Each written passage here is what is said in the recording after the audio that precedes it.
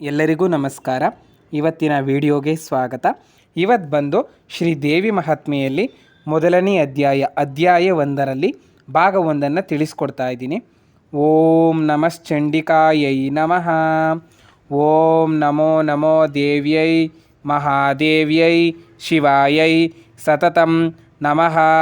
ನಮಃ ಪ್ರಕೃತ್ಯೈ ಭದ್ರಾಯೈ ನಿಯತಾಂ ಪ್ರಣತಾಂ ಸ್ಮೃತಾಂ ಸರ್ವಮಂಗಳಮಾಂಗಲ್ಯೆ ಶಿವೆ ಸರ್ವಾರ್ಥಸಾಧಿಕೆ ಶರಣ್ಯೇ ತ್ರ್ಯಂಬಕೆ ಗೌರಿ ನಾರಾಯಣಿ ನಮೋಸ್ತುತೆ. ಮಧುಕೈಟಭಾವಧೆ. ಶ್ರೀದೇವಿ ಮಹಾತ್ಮೆ ಅಧ್ಯಾಯ 1. ಯಾವ ದೇವಿಯು ತನ್ನ ಕೈಗಳಿಂದ ಖಡ್ಗ, ಚಕ್ರ, ಗದೆ, ಬಿಲ್ಲು, ಬಾಣ, ಪರೀಗ, ಶೂಲ, ಭುಷುಂಡಿ, ಕಪಾಲ, ಶಂಖಗಳನ್ನು ಧರಿಸಿರುವಳೋ, ಸರ್ವಾಂಗಗಳಲ್ಲಿಯೂ ಒಡವೆಗಳನ್ನು ತೊಟ್ಟಿರುವವಳಾಗಿಯೂ 3 ಕಣ್ಣುಗಳು ಉಳ್ಳವಳಾಗಿಯೂ ನೀಲಮಣಿಯಂತೆ ದೇಹಕಾಂತಿಯುಳ್ಳವಳಾಗಿಯೂ 10 ತಲೆ 10 ಕಾಲುಗಳಿಂದ ವಿರಾಜಮಾನಲಾಗಿರುವಳೋ ಯಾವ ದೇವಿಯನ್ನು ಚತುರ್ಮುಖ ಬ್ರಹ್ಮನು ವಿಷ್ಣುವು ಮಲಗಿರುವರಾಗಿ ಮಧುಕೈಟಭರೆಂಬ ರಾಕ್ಷಸರನ್ನು ಕೊಲ್ಲುವಂತೆ ಸ್ತೋತ್ರ ಮಾಡಿದನೋ ಆ ಮಹಾಕಾಳಿಯನ್ನು ನಾನು ಭಜಿಸುತ್ತೇನೆ. ಓಂ ಮಹಾಕಾಳಿಕಾಯೈ ನಮಃ. ಮಾರ್ಕಂಡೇಯರು ಇಂತೆಂದರು. ಸೂರ್ಯಪುತ್ರನಾದ ಸರ್ವಾಣಿ ಎಂಬ 8ನೆಯ ಮನುವು ಯಾವನಿರುವನೋ ಅವನು ಹುಟ್ಟಿದ್ದನ್ನು ಈಗ ವಿಸ್ತಾರವಾಗಿ ಹೇಳುವೆನು. ನಾನು ಹೇಳಿದ್ದನ್ನು ಕೇಳುವನಾಗು. ಮಹಾಮಾಯೆಯಾದ ದೇವಿಯ ಅನುಗ್ರಹದಿಂದ ಆ ಮಹಾಭಾಗನು ಸೂರ್ಯಪುತ್ರನಾದ ಸರ್ವಾಣಿ ಎನಿಸಿ ಮನ್ವಂತರಾಧಿಪತಿಯಾಗಿ ಹೇಗೆ ಆದನೋ ಆ ವೃತ್ತಾಂತವನ್ನು ಕೇಳು. ಹಿಂದೆ ಸ್ವಾರೋಚಿಷ ಮನ್ವಂತರದಲ್ಲಿ ಚೈತ್ರವೆಂಬ ವಂಶದಲ್ಲಿ ಹುಟ್ಟಿದವನಾದ ಸುರತನೆಂಬ ರಾಜನು ಇಡೀ ಭೂಮಂಡಲಕ್ಕೆ ಒಡೆಯನಾಗಿದ್ದನು. ಅವನು ಪ್ರಜೆಗಳನ್ನು ತನ್ನ ಹೊಟ್ಟೆಯಲ್ಲಿ ಹುಟ್ಟಿದ ಮಕ್ಕಳಂತೆ ಚೆನ್ನಾಗಿ ಕಾಪಾಡುತ್ತಿರಲಾಗಿ ಕೋಲ ವಿದ್ವಾಂಸಕರೆಂಬ ಕೆಲವು ರಾಜರುಗಳು ಶತ್ರುಗಳಾದರು. ಅತಿ ಹೆಚ್ಚಿನ ಸೈನ್ಯವುಳ್ಳ ಅವನು ಆ ಶತ್ರುಗಳೊಡನೆ ಯುದ್ಧ ಮಾಡಿದನು. ಶತ್ರುಗಳು ಅಲ್ಪಸಂಖ್ಯೆಯಾಗಿದ್ದರೂ ಕೋಲ ವಿದ್ವಾಂಸಿಗಳಿಗೆ ಈತನು ಸೋತು ಹೋದನು. ನಂತರ ತನ್ನ ಊರಿಗೆ ಹಿಂದಿರುಗಿ ಸಾರ್ವಭೌಮ ಪದವಿಯು ನಷ್ಟವಾದರೂ ಕೇವಲ ತನ್ನ ದೇಶಕ್ಕೆ ರಾಜನಾದನು.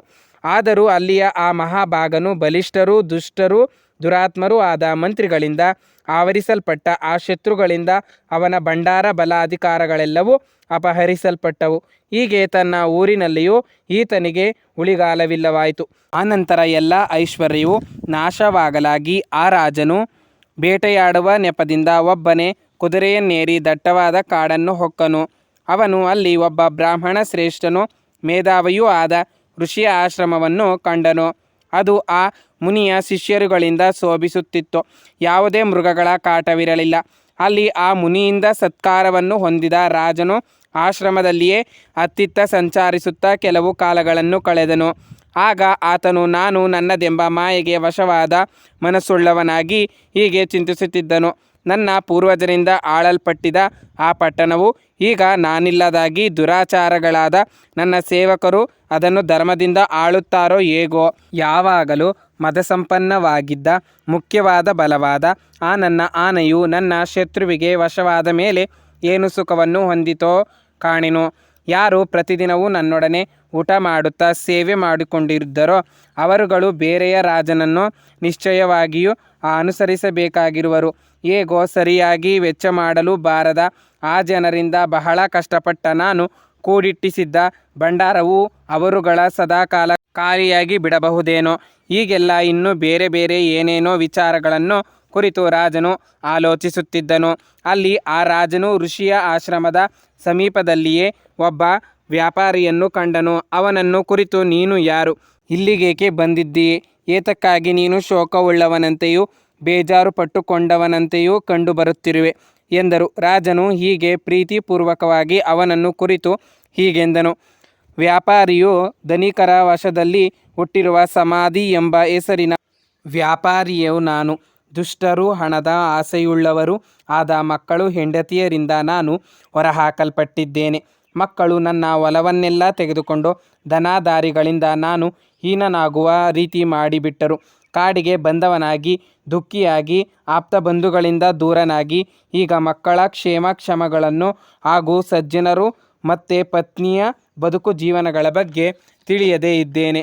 ಆಗ ಅವರುಗಳೆಲ್ಲ ಚೆನ್ನಾಗಿರುವರೋ ಕಷ್ಟಕ್ಕೆ ಸಿಲುಕಿರುವರೋ? ಈಗಾದರೂ ನನ್ನ ಮಕ್ಕಳು ಇತ್ತೀಚೆಗೆ ಒಳ್ಳೆಯವರಾಗಿದ್ದಾರೋ ಕೆಟ್ಟವರಾಗಿಯೇ ಇರುವರೋ ಎಂದು ಚಿಂತೆಯಾಗಿದೆ. ರಾಜನಿಂತೆಂದನು.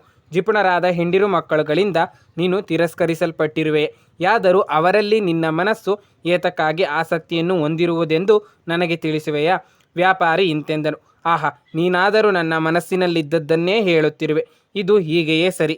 ನನ್ನ ಮನಸ್ಸು ಪುತ್ರಾದಿಗಳ ವಿಷಯದಲ್ಲಿ ನಿಷ್ಠುರತ್ವವನ್ನು ಹೊಂದುತ್ತಿಲ್ಲ. ಏನು ಮಾಡಲಿ? ಹಣದ ಆಸೆಯಿಂದ ತಂದೆಯ ಮೇಲಿನ ಪ್ರೀತಿಯನ್ನು ಬಿಟ್ಟು ಹಾಗೂ ಗಂಡನೆಂಬ ಮತ್ತು ತನ್ನವನೆಂಬ ಪ್ರೀತಿಯನ್ನು ಬಿಟ್ಟ ಯಾವ ಬಂಧುಗಳಿಂದ ನಿರಾಕರಿಸಲ್ಪಟ್ಟಿರುವೆನೋ ಅಂತಹವರಲ್ಲಿಯೇ ನನ್ನ ಮನಸ್ಸು ಅಂಟಿಕೊಂಡಿರುವುದು ಏಕೆ ಗೊತ್ತಿಲ್ಲ. ಎಲೈ ಮಹಾಬುದ್ಧಿಶಾಲಿ, ನನಗೆ ಗೊತ್ತಾಗುತ್ತಿದ್ದರೂ ಪ್ರೀತಿಯಿಂದ ಜೋಲು ಬಿದ್ದ ಮನಸ್ಸು ದುರ್ಗಣಿಗಳಾದ ಬಂಧುಗಳ ವಿಷಯದಲ್ಲಿಯೂ ಆಸಕ್ತವಾಗಿರುವುದೇಕೆಂಬುದನ್ನು ನಾನರಿಯೆ. ಅವರಿಗೋಸ್ಕರವಾಗಿ ನನಗೆ ಮನಸ್ಸಿನಲ್ಲಿ ದುಗುಡವು ನಿಟ್ಟುಸಿರು ಬಿಡುವಂತೆ ಸ್ಥಿತಿಯು ಉಂಟಾಗುತ್ತಿದೆ. ಪ್ರೀತಿ ಇಲ್ಲದವರ ವಿಷಯಕ್ಕೆ ನನ್ನ ಮನಸ್ಸು ಹಿಂದಿರುಗಿಸಿ ಗಟ್ಟಿ ಮಾಡಿಕೊಳ್ಳಲು ಏನು ಮಾಡಲಿ? ಮಾರ್ಕಂಡೇಯರಿಂತೆಂದರು. ಅನಂತರ ಎಲೈ ವಿಪ್ರನೇ, ಕೇಳು. ಅವರಿಬ್ಬರೆಂದರೆ ಆ ರಾಜಶ್ರೇಷ್ಠನು ಸಮಾಧಿ ಎಂಬ ವ್ಯಾಪಾರಿಯು ಆ ಮುನಿಯನ್ನು ಬಳಿ ಸಾಗಿ ಭೇಟಿಯ ಮಾಡಿದರು. ಗೌರವಕ್ಕೆ ಅನುಗುಣವಾಗಿ ಯೋಗ್ಯ ರೀತಿಯಿಂದ ಆತನೊಡನೆ ಮಾತನಾಡಿದರು. ಹಾಗೆಯೇ ಸ್ವಲ್ಪ ಕಾಲ ಕುಳಿತು ಕೆಲವು ವೃತ್ತಾಂತಗಳನ್ನು ಆ ರಾಜನು ವ್ಯಾಪಾರಿಯು ಮಾತನಾಡಿಕೊಂಡರು. ಅನಂತರ ರಾಜನು ಮುನಿಯನ್ನು ಕುರಿತು ಇಂತೆಂದನು. ಪೂಜ್ಯರೇ, ಒಂದು ವಿಚಾರವಾಗಿ ನಿಮ್ಮನ್ನು ಕೇಳಲಿಚ್ಛಿಸುತ್ತೇನೆ. ಅದು ಹೇಳಬೇಕು. ಏನೆಂದರೆ, ನನ್ನ ಮನಸ್ಸಿನ ದುಃಖಕ್ಕೆ ಕಾರಣವಾದ ಆದರೆ ನನ್ನ ಮನಸ್ಸಿಗೆ ಅಧೀನವಿಲ್ಲವಾಗಿರುವಂತಹ ವಿಚಾರವು ಅದಾಗಿದೆ. ರಾಜ್ಯವು ಹಾಗೂ ರಾಜ್ಯದ ಎಲ್ಲ ಅಧಿಕಾರಿಗಳನ್ನು ಕಳೆದುಕೊಂಡ ಮೇಲೂ ಅದು ಗೊತ್ತಾಗುತ್ತಿದೆ.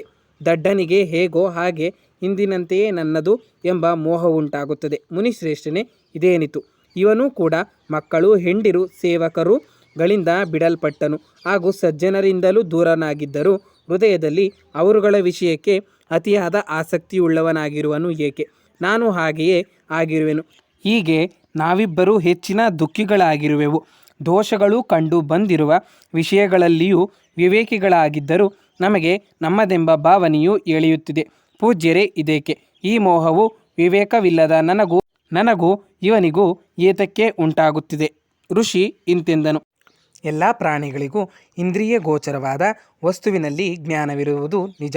ಎಲೈ ಮಹಾರಾಜನೇ, ಆಯಾ ಪ್ರಾಣಿಗಳಿಗೆ ತಕ್ಕಂತೆ ಅಭಿಲಾಷಿತ ವಿಷಯಗಳಿಗೂ ಬಿಡಿಯಾಗಿರುವವು. ಹೇಗೆಂದರೆ, ಕೆಲವು ಪ್ರಾಣಿಗಳಿಗೆ ಹಗಲಲ್ಲಿ ಕಣ್ಣು ಕಾಣಿಸುವುದಿಲ್ಲ, ಇನ್ನು ಕೆಲವು ಪ್ರಾಣಿಗಳಿಗೆ ರಾತ್ರಿಯಲ್ಲಿ ಕಣ್ಣು ಕಾಣಿಸುವುದಿಲ್ಲ, ಮತ್ತು ಇನ್ನು ಕೆಲವು ಪ್ರಾಣಿಗಳಿಗೆ ಎರಡು ವೇಳೆಯಲ್ಲಿಯೂ ಸಹ ದೃಷ್ಟಿ ಸಮಾನವಾಗಿ ಕಾಣುತ್ತದೆ.